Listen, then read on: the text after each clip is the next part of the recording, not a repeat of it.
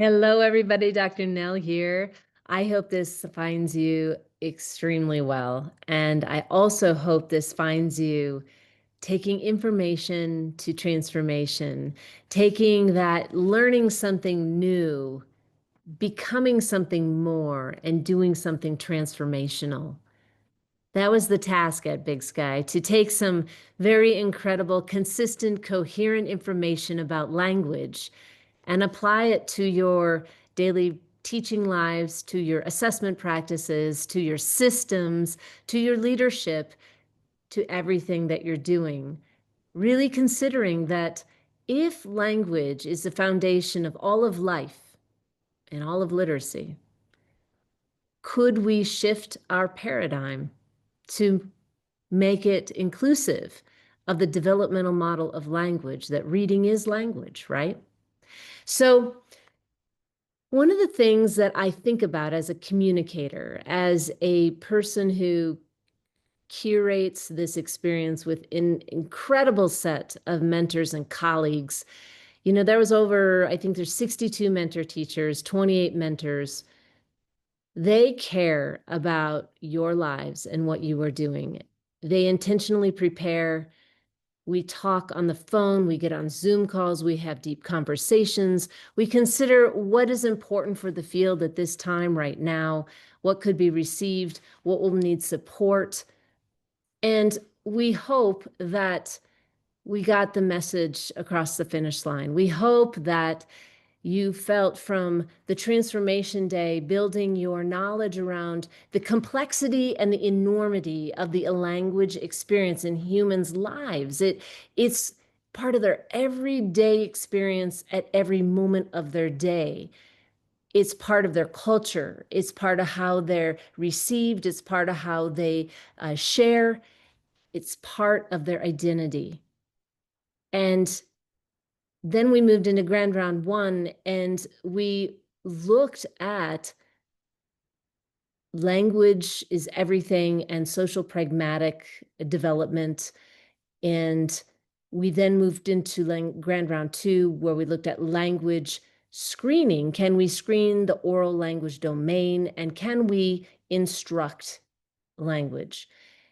And then we moved into Grand Round 3, the language brain, and 4, language instruction for all. So we stayed consistent and persistent, and we built on each grand round for a reason, because each layer of the work unfolded in a way that allowed you to set up the scaffolding needed to prepare for the next layer of information. First, that it's real, it affects the lives of humans through transformational experiences. The neuropsychological effects of having traumatic experiences in our lives and building resilience depends upon teachers who have coherent, regulated experiences to share and love and hold space for children who are dysregulated, who may not have language, and who need teachers to have the courage to understand how to create ecosystems filled with love and relationship and language that can help heal and build resilience for those who have experienced trauma, which is up to 60% of our children. Then when we moved into the grand rounds, it's about the academic aspects, the systemic changes in school systems that can be done around language, including by the last day, how we could build new models that are developmental and are looking at the language development aspects and how that builds into the reading brain development. So I'm excited to hear about what you're doing, because we as mentors, our greatest goal is to get this message to you so that you do something with it. It's worthless if nothing's done.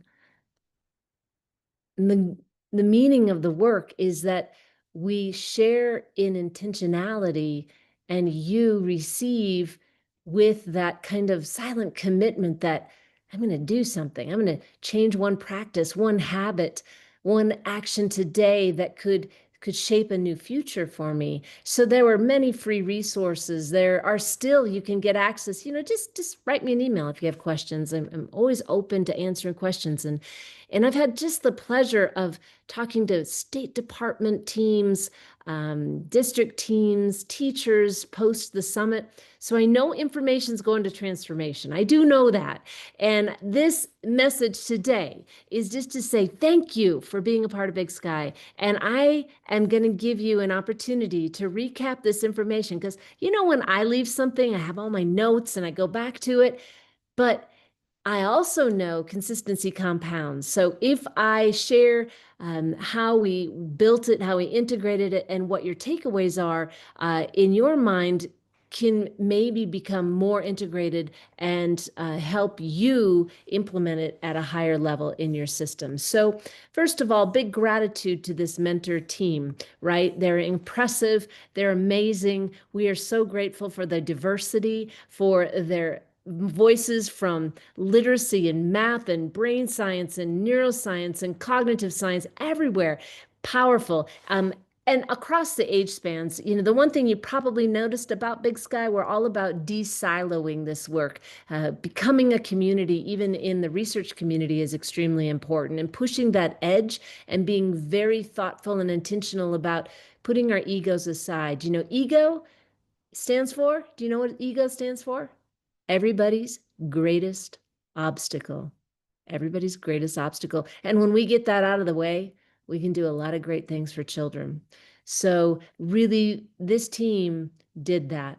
They put it all aside. As you noticed, we saw tears from the stage, we saw passion from the stage, we saw people who want to change.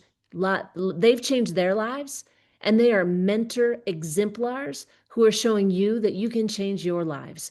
So, really grateful to this team. Give them a shout out if you haven't. Send them emails. Let them know how much you love them. That means the world to everybody. The first day, we had this slide come up from Dr. Bruce Perry. It said the best time to influence the life of a child is 100 years before they are born. And I sat in that audience. I'm like, wow, isn't that impressive? Just think of 1922 when education became its inception and went into widespread adoption and what the rooms look like. And we all seen the pictures, the black and white pictures where the desks are in rows and the teachers in the front. And then we're like, kind of looks the same today. This is where Bruce is saying, let's break down the silos. Let's change this, like neuropsychology, neuroscience, education, cognitive science, speech and language development, linguistics. We all have to come together because technology is pulling us forward so fast. We don't have a choice but to consider how amazing this future can be for our students. That's really what we have to do, is believe in the benevolence and the unimaginable goodness that this future can hold for our children. We have to. Otherwise, it's a cynical experience that we live in, right? So let's dream that. Let's hope for that. And let's think about how Transformation Day set us up for really understanding who our kids are. Francine Spang Willis, she's Cheyenne, Pawnee settler descent from eastern Montana, told her story about forced assimilation to English language when she spoke Cheyenne. And when that settled into my soul, tears ran down my face. And my friend Craig, afterwards, he goes, I couldn't make it through that talk. I was sobbing the whole time. And I was too. We both work in Eastern Montana. We've done work on the reservation. And what's important in that story for us, when Francine said, have you talked to a blade of grass? And she referenced her ancestors. Language is much bigger than just words. It's the presence that we keep, the space that we hold, how we communicate with our families in nonverbal ways and our ancestors or relatives. And Francine opened that door to us and asked us to think about the possibility. Maybe there won't be the language that we know today in the future. And Altheria Caldera talked to us about the compulsion to shift and that experience and culture that has happened much like Francine's.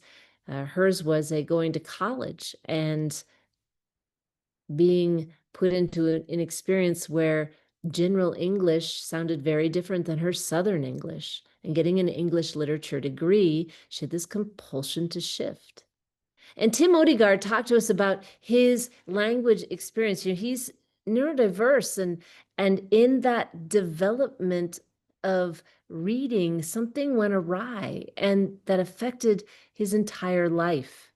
And he told important stories from that stage about what it was like to sit in rooms and be assessed for dyslexia, and how that may impact a child's life and how it impacted his. And his question wasn't what happened to you, what is Dr. Perry's question in his very important book, which I have sitting right here, What Happened to You. If you don't have this book and you want to deeply understand Dr. Perry's work, that's the book. It has educational implications every chapter. But what are you going to do with that information?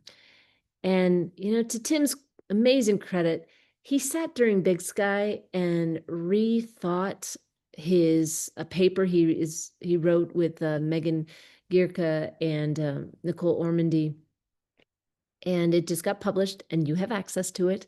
We'll talk about that later, but reshaped a whole paper on policy in dyslexia around language, and that is going to help us shape the future too. So that is something that Transformation Day, it taught us about something so much bigger than, oh, let's just do these things in school and let me change this quick little thing. It's not a make and take experience. Big Sky is about a transformational experience, giving you the complete, comprehensive experience of how language has changed people's lives.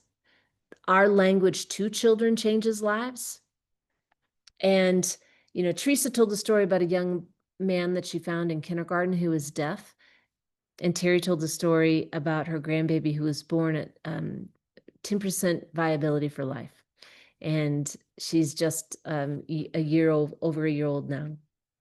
And then we had Dr. Bruce Perry for hours. So Transformation Day, the goal of Transformation Day is that we set the stage for us to open up to this reality that language is profound, and our children are like the Francines and the Altherias and the Tims and the Nicks and the Blairs that were spoken about, and that we as teachers and leaders and system caretakers are in this to take this information into their lives to make it better, to build systems that are more inclusive of language development and relationships and love, because human love heals. So we can do something about the future. We can do something about the lives of the children we touch.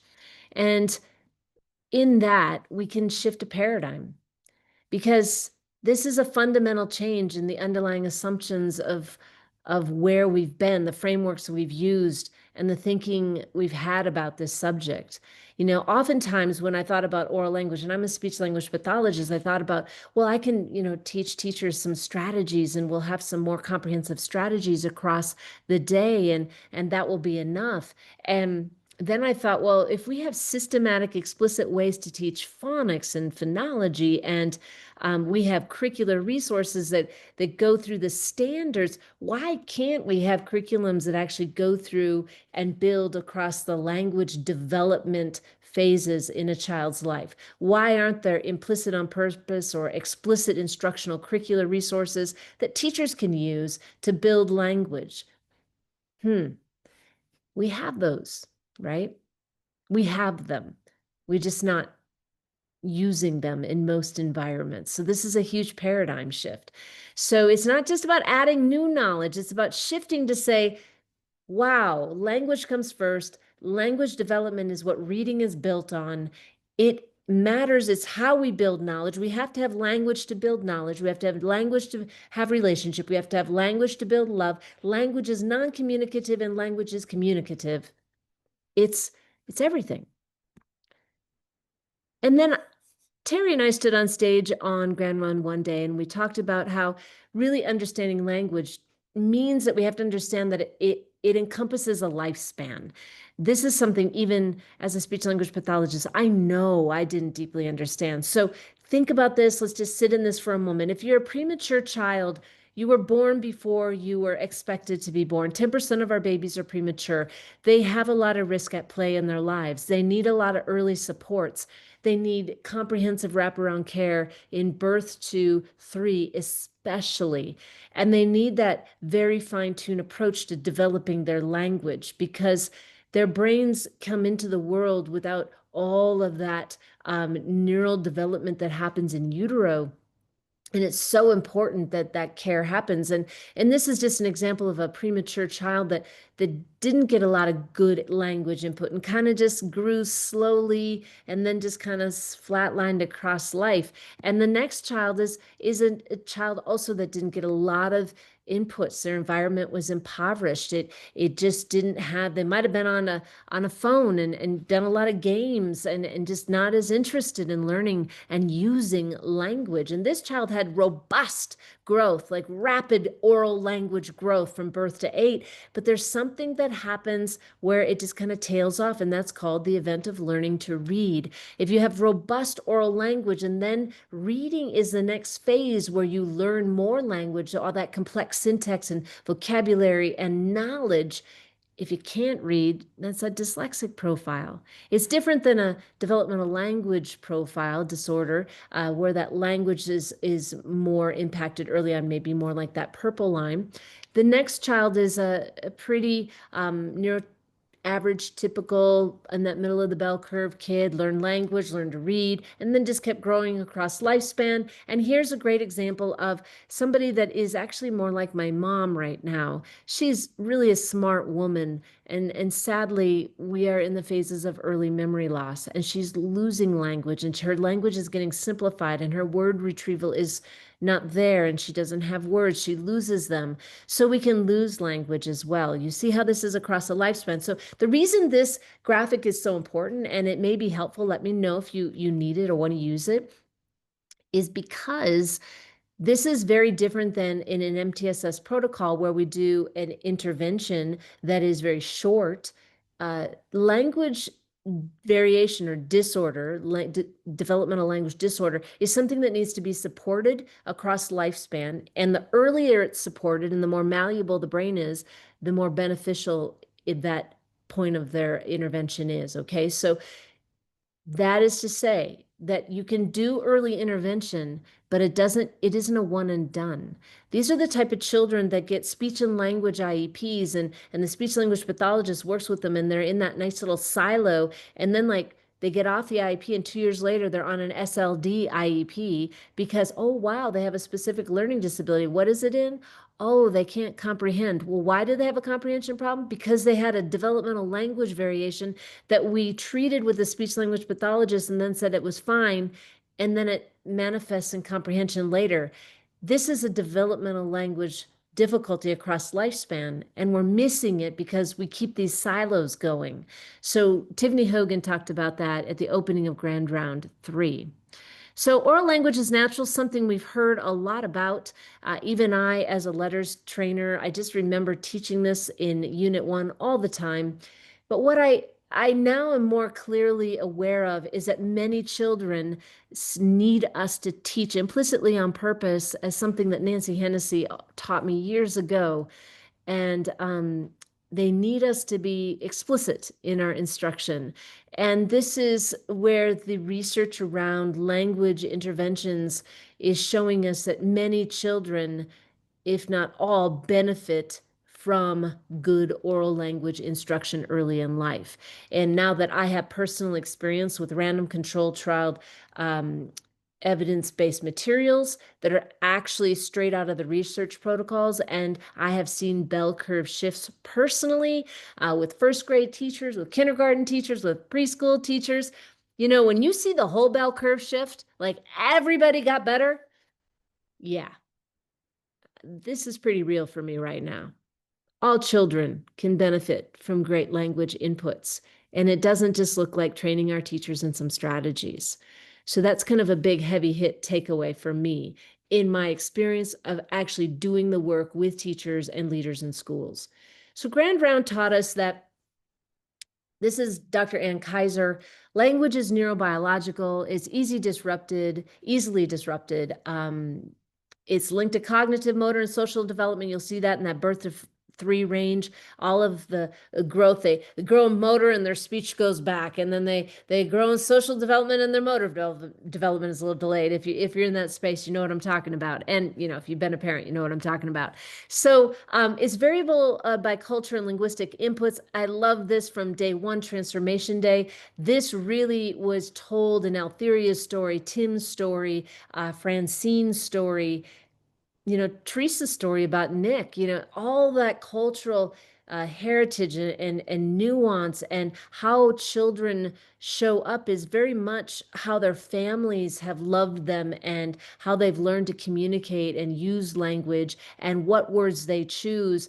And then all of a sudden, when they come to school, it's like, nope, there's this one way we do things. And that is something that is profound. We'll talk about that in another few slides. It's most malleable early in a child's life. This is real. There were 7 mentors at Big Sky who actually have done interventions in early oral language, and they all have created resources. Some of them are still free, and some of them have been scaled and published, which is fantastic. To have random control trialed implementation ready materials to put in people's hands directly from researchers, that's not something that you get every day. So we had 7 of those researchers at Big Sky, and that's important. It was stacked that way for a reason. We have a lot of young children in this nation. We want to reach them because their malleability at that time is so profoundly impacting. And we'll talk about that in the next slide, because language variation is detectable as soon as 6 months. So if there's variation, which it starts as agitation and maybe a little quiet or withdrawn, that is going on to be a developmental language disorder. That language develops and needs support. They need to be supported across the lifespan.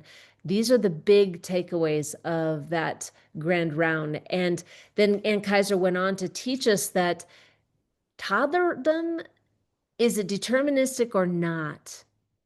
Because expressive and receptive language skills in the first 3 years of life predict literacy skills in kindergarten, elementary, and beyond. There's other research that says that behavioral patterns at 3 go on to predict if there is that developmental language disorder. It can manifest later as anxiety, social withdrawal, depression at adolescence. So this is real.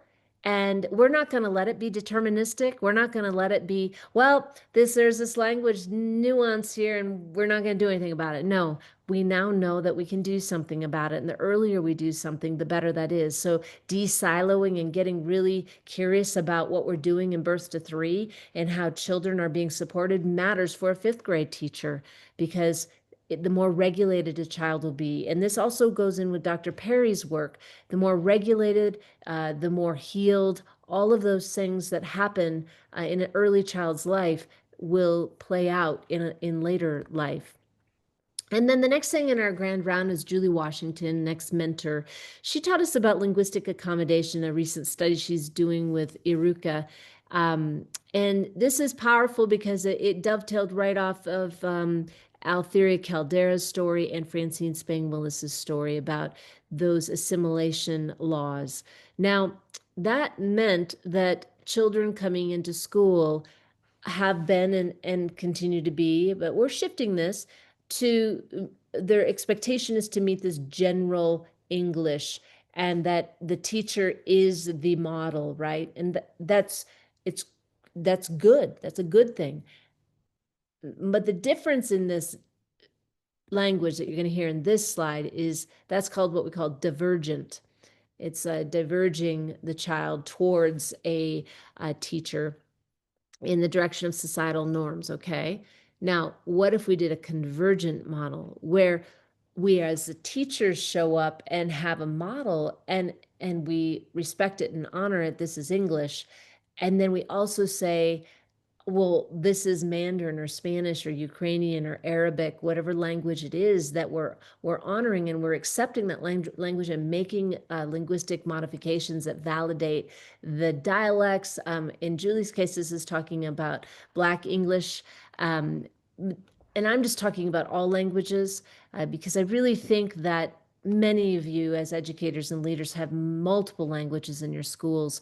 And when we think about models globally, uh, we are a monolingual culture, but what we're learning in cultures, as Julie talks about in South Africa, when you have a room where a teacher speaks 7 languages and children speak 7 languages, there's ample opportunity for translanguaging, allowing languaging in L1 to support the building of language in L2.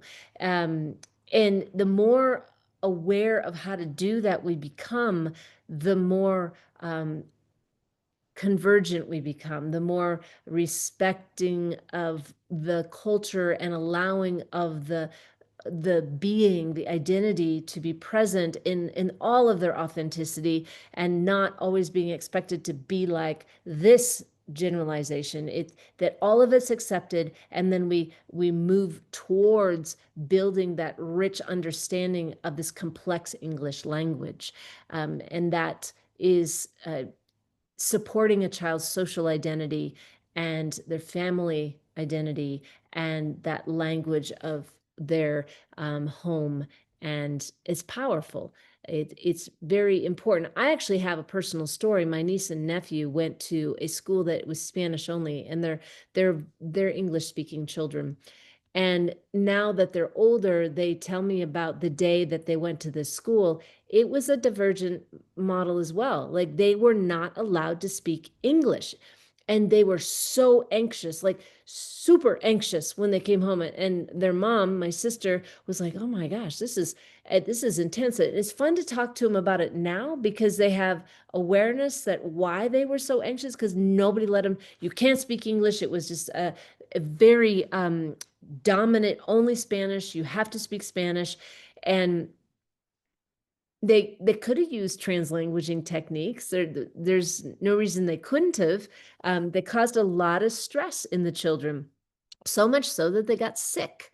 So I really have that very clear awareness now that this is something about the mental health of children, the social emotional well-being of children, the psychosocial well-being of children, and we're moving towards a better day. We're beginning to understand it, and we have no way, shape, or form the ability to teach 27 different languages in our classroom. Some of you have so many languages in your classroom, but what we can do is signal that we love children and we are allowing of their quietness if it's a quiet culture. And what the nuances of their culture and language offer you, and you learn those things too. So really, I know in the future with AI, we're going to have apps that can help us translanguage with children faster than we can even blink. I'm sure of it. And I'm excited for it because it's powerful to be multilingual and multi language culture. So let's just hope for that. Then we moved to Professor Maggie Snolling, and now this is profound work. I think that this kind of sets the tone. Hollis Scarborough actually inspired Professor Maggie Snolling way back at the 2001 publication of The Rope. Maggie had reviewed that article. She was really skeptical of it being she was a phonological deficit, a phonological hypothesis proponent of dyslexia, and this model was suggesting that language was a bigger component. It wasn't just phonology that was predicting dyslexia. So she set off on her own study with Professor Charles Hume and many colleagues, and in the Wellcome study. And over time, what they did is they looked at familial risk.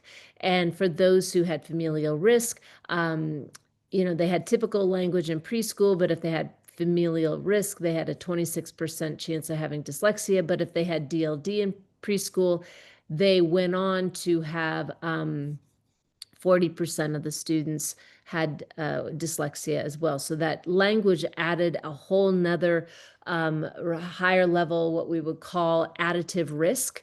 And Hugh Katz and Yakov Petcher have the multifactorial model of risk, that this is not a singular cause, but that in this case, that language is fundamentally an extreme risk factor, and we hadn't been looking at it at the level we could have been. In fact, Katz, Hogan, and Adloff in 2005 did this scatter plot of fourth grade students, and they found that 22.3% were dyslexic, 13.8 were in the non-specified or just typical average readers, specified comprehension deficits on the bottom right, and over here in the mixed profile. I think you've seen this. It's a simple view of reading, 4 types of readers defined by the simple view of reading quadrant, and that was 2005. And what Professor Maggie Snolling presented in Grand Round 1 was very important. I think it's a game changer for us as educators and leaders. And here's what it is. That's 2005. Here is 2025. Okay. So these are the continuums, language and word reading. This is the same exact quadrants, but look what Professor Snolling does. She says, this is a typical reader. Over here it says non-specified. This is DLD only. It's a specific comprehension. This says classic dyslexia. It also says dyslexia over here, but this is DLD plus dyslexia, and this says mixed. Now, if I'm a leader and a teacher, I'm seeing that this model by Professor Snolling, and Tiffany Hogan is putting it in all her work as well, and so am I, that this helps us know who our kids are better. This helps us serve our students better, okay? Let's clarify why that is. If I say I have a mixed profile, and look up the percentage, 32.9, it is the largest percentage of children end up in this quadrant. And I say, mixed. It used to also be called garden variety. Anything goes. So now I'm a teacher. I'm like, so you're just telling me it's like kind of everything's wrong? What if I'm telling you, actually, the language brain has it's underdeveloped.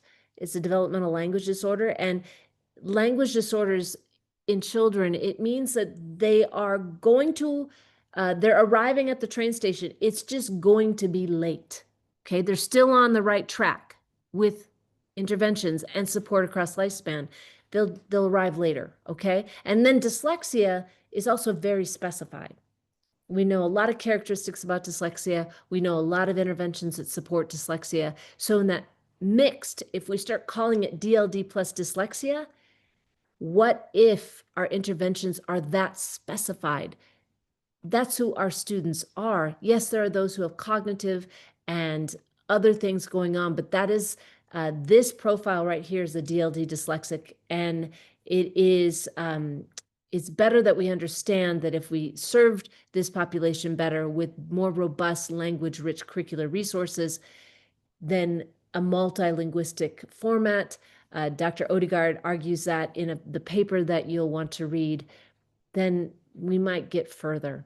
Okay. And then over on that right, that's DLD only. They're the most underidentified kids in our school, yet they're the second most prevalent students in our school. So if that bottom right quadrant, which is 31% of the population in most of the studies, is DLD, and we're not even talking about it, I think that's extremely helpful for us as leaders, especially special education directors and teachers in doing interventions. This really clarifies for us those components of the interventions that need to be done, right? So to further drive this home, Professor Snolling, I did this in with AI to figure out if the common names were starting to bubble up, and it actually said that DLD plus dyslexia is starting to bubble up, but the bottom right is definitely now being called DLD. So this is good. So the quadrants are shifting. We have 4 profiles, and we need to lead this well and start shifting that quadrant model to show that, okay? And in this study, Professor Snolling, this one really hits me because when she focused on the phonological deficit hypothesis, it would say that if I screened phonology, I would find I would find dyslexia, right? And when Hollis poked her and said, I think language is a big issue, Maggie went on to figure out that, you know, this is the quadrant model. You can see these typical, only 7% of them have a poor phonological profile and dyslexia.